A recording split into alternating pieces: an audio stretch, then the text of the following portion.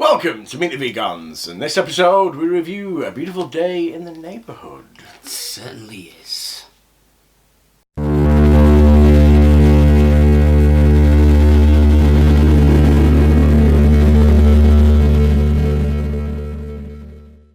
A Beautiful Day in the Neighborhood, 2019, directed by Marielle and written by MICAH FITZERMAN-BLUE and Noah HARPSTER. The film takes inspiration from a 1998 Esquire article entitled Can You Say Hero? By Tom Junod. The film stars Tom Hanks, Matthew RHYS, Susan KELECHI Watson and Chris Cooper. Cynical journalist LLOYD VOGEL is assigned to interview Fred Rogers for a 400-word article about heroes, but all the other potential heroes have turned down the chance to be interviewed by Lloyd. That is, everyone except a beloved television icon, Fred Rogers, the creator and host of a children's television program called Mr. Rogers' Neighborhood, which was aired on American television for over 30 years. Lloyd is determined to expose Mr. Rogers' nice persona as an act, but is unable to expose anything. But while the interview proceeds, Mr. Rogers turns it around to ask Lloyd questions about his life, and tries to get Lloyd to make amends with his estranged father, who has just found out has a life-threatening illness. Will Lloyd take Mr. Rogers' advice? A Beautiful Day in the Neighborhood. Yes, it is. I walked into this film not knowing a single thing about Fred Rogers. But hang on a minute. I walked into this film after seeing Colour of the Space, so... Oh God. This to me was like a... Yeah, this was like a blessing for me. Well, this was the day after for me. So not so bad, but... Yeah. Anyway, go on. Knew nothing about Fred Rogers. Nothing? No, I actually didn't. It was through having a conversation with someone at work, and they told me that they used to watch him when they were a kid. Yeah, and he kind of mentioned what it was all about, so it kind of inspired me a bit more to watch this film. And I came out the other end of this film with a smile on my face. I thoroughly enjoyed this movie. It was not what I expected. As much as you feel like when you see the poster of it and what it's all about, and it's all about Fred Rogers, it's not. The underlying story is about the journalist. Yeah. And it shows something about life that I think most of us experience, really. It's called getting old. Yeah, and it's about accepting shit that's gone on in your life and just basically getting on with it. I mean, we start off with the journalist Lloyd. He's had, a bit of a shitty childhood. His father left when his mother was dying, and he's basically just got on with life on his own. He's not really known his dad since he was a child. He's a vicious journalist. Yeah, and he does it. He wants lies to, and shit. He wants to basically show what people are truly made of, not what people see on the television or perceive. Yeah, and his career is in a way is going down the pan. Yeah, and he's given this obviously because no one wants to be interviewed by him because they're ruining the reputation. It's Mr. Rogers. So his boss gives him this opportunity to interview Mr. Rogers, and she forewarns him, be nice. Yeah. And you can see straight away he doesn't want to be, and he tries his damned hardest. He does try, and you can see he's trying to find just something, just an inkling of something that no one would expect, but he doesn't. It doesn't work, and because the beautiful Mr. thing, Rogers keeps an old bottle. Yeah, I mean the beautiful thing about this movie is that it flips it on its head.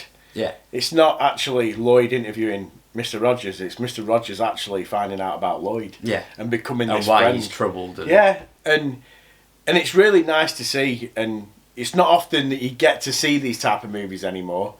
It was very reminiscent of something from the 80s in a way. That kind of story that flips it on its head. It was set in 1998. Yeah, but it was really nice to see.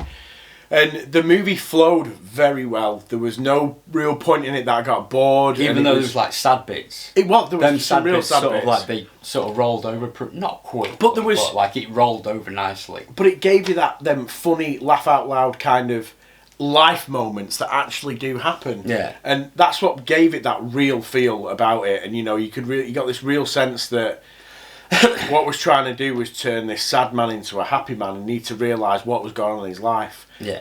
And Mr. Rogers did that. I like the fact that when he was he was telling him, he's like, your father made you. No matter what, if he was there or he wasn't, no matter what, he made you who you are today. But it was real, and which was true, and you could see it in his eyes. He's like, shit, yeah. And it sunk in. He's like, it was that acceptance that he was trying to accept. And you could see it sort of as the film progresses and that. he's smiling more and more with Yeah. Mr. Rogers and Yeah. what he's saying to him. It's like the moment when at first it's just like a cheeky little grin, and then it becomes more like a like a little laugh to himself, and it's like he's but it's finding that his way moment back. I like is when his dad's in the hospital. Yeah. And his immediate reaction is to run away to Mr. Rogers. Yeah. There was no like, I'm going to go home to my wife who was there, and she was clearly upset at this point. He's going to run away to Mr. Rogers. Yeah. And I think that's the turning point in the film where, as much as he's going through turmoil in his life, some of the questions that he does ask Mr. Rogers, you kind of see a mild dark side to Mr. Rogers, but you never find out what's going on. And I like that about it. It kept that mystery kind of going, and it was still all about how Mr. Rogers taught people, regardless of your age, about life. Or your race, or your creed, it was anything if and you were nothing. disabled or abled or It whatever. was just all about things in life, Yeah. the natural things that happen in life, and it was bloody good. Yeah. And it was really nice to see this type of movie, and you could tell that Tom Hanks put a lot into this. Yeah, he really did. Apparently, he watched like every episode or something. Really? Yeah, to get in preparation of it.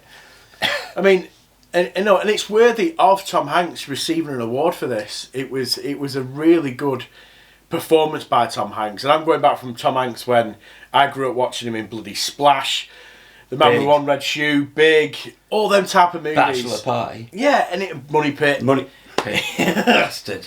And watching him grow from this, comedy actor into a straight edge serious actor, and this I think is the point of where we can say Tom Hanks is a household name. He can do anything. For me, it was probably one of the best performances I've ever seen from Tom Hanks, and I like Forrest Gump. I love you, Jimmy.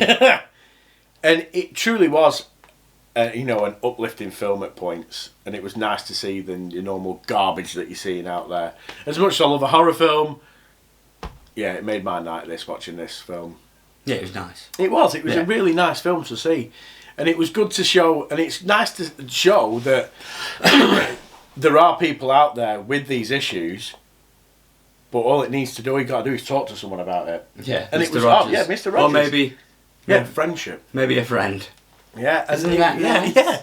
It was brilliant. It was absolutely brilliant to see, and as much as he was just a nice guy, he pissed people off, as you saw from the cast and crew.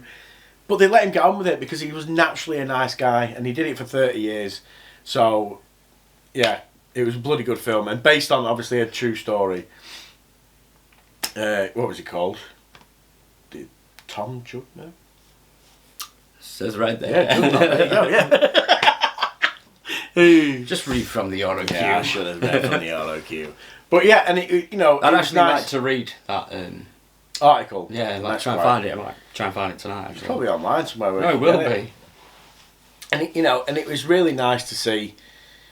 And I don't think It was nice as well. The people reading it, you got a sense of like when people read his articles, they were like, oh, "For fuck's sake, he said that about him," or he said this, and then like They you read see that. at the end, and he's written this 10,000 word instead of a 400 word one. article about himself and how like I presume how Mr. Rogers helped changed him, yeah.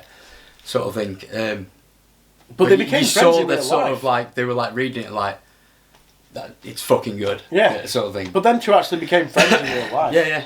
So you get that, but you got that sense through the film that they did have that friendship. Yeah. As much as they lived miles apart, one was in New York, one was in Pittsburgh, it was really nice to see, and you got to see a man reattach with his family in the film and bring his own family. He's just recently had a baby in it, and he got to meet, his new family again in a way, wasn't it? So, and it was really nice to see that. It wasn't your normal bullshit movie that you see, especially when you see canned biopics. Yeah. That, usually it starts Jamie Foxx or someone like that, doesn't it? Jamie Foxx. Yeah. Ray. Yeah. Yep. There you go. That wasn't too bad. It was alright. Too bad. Blues Brothers. Yeah. And I'll even check in the wackies for free. Wacky shit! But, yeah, and it was a real nice movie. Probably one that I would watch again and again at some point. Yeah. Even though it does have its cheesy moments, like the singing on the The subway. and subway. that. But that was a bloody But good it's scene. like, yeah, it was a good scene. That It didn't proved- come off as cheesy. But that kind of showed to Lloyd that no matter where he went, people respected Mr. Rogers as this nice guy. They all sang his like theme tune. Don't forget this guy's like taught them, and now he's probably teaching their kids as well. And it was in this subway had literally every race, didn't it? And it showed every single one of them singing his song. Young, old. Yeah, and it was brilliant to see. Yeah. It was absolutely brilliant to see. Like I said, it was cheesy, but it worked. It worked. It was fantastic to see. It was something, definitely going to be showing my wife that, because she'll definitely cry at that one. Get the Kleenex out. Yeah, that's the one. It's always a good move when she cries. You're on to a winner. Yeah. And also like the, like I was saying before, the models. So you'd go to shots. like a new city, and like even the funeral at the end as well. Yeah. It was like just a nice touch. But you didn't need to see the funeral. You could just show them walking away from the funeral. It got the point across to you. And it was brilliantly done. It was really brilliantly done. Yeah. I can't even knock that film. Yeah. Even the elements. I mean, even the weird elements, you know, where he's talking with the puppets. And that. But that's what he used to be.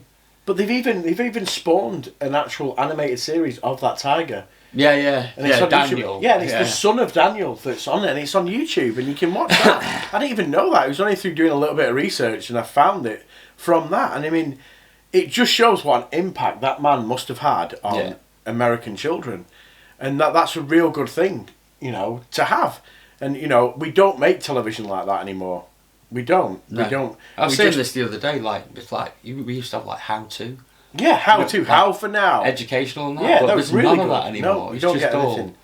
Crap. Even Blue Peter's gone. I hated Blue Peter, but even that's gone. Apart from when like the dogs used to play up or the elephants shat on the floor. No, I still don't. Or like when they used to bring things up and it was broken or something. Like, this one I made it? Oh, shit. The only time I ever liked it doesn't usually look like was when they made the... Tracy Island. Yeah, Tracy Everyone Island. says that. Fucking Tracy right. fucking Island. Yeah. Fucking Tracy Island was expensive growing up. I know it was. I was there. Making it out of cardboard, fucking well cheaper. But anyway. Need some yoghurt pots and some very liquid bottles and a couple of cardboard boxes. They clearly didn't make that because it was mint. Did they fucking make that? Probably got Tony You Hart saw what they were fucking doing. It was like, that's a fucking mess. I never used scissors before. But anyway, back to the film. I would highly recommend you go out and watch this film. Yeah, even if you don't know anything about Mr. Rogers. I didn't. I watched it because you'll learn everything you need to know about Mr. Rogers. It was fantastic. A real nice piece of cinema. I'm probably going to score this. Well, no, I'm not probably. I am going to score this. I'm going to score it a 4 out of 5. Yeah. I thoroughly enjoyed it. That's what I'm going with, a 4. I mean, it had its moments, and there was elements of it where, you know, like most movies, they're never perfect. But it's a solid 4, I'd reckon, and it's a family movie to watch. Anyone could watch it, and you know, the older you are, the more you're going to realise that you've probably got something in common with this movie at some point in it. Yeah, and it was really a really nice watch. You going with 4? I'm going with a 4. Holy shit, we agree on something for once. No, we don't. So, if you agree or disagree, hit us up in the comments below. And if you haven't already, please subscribe.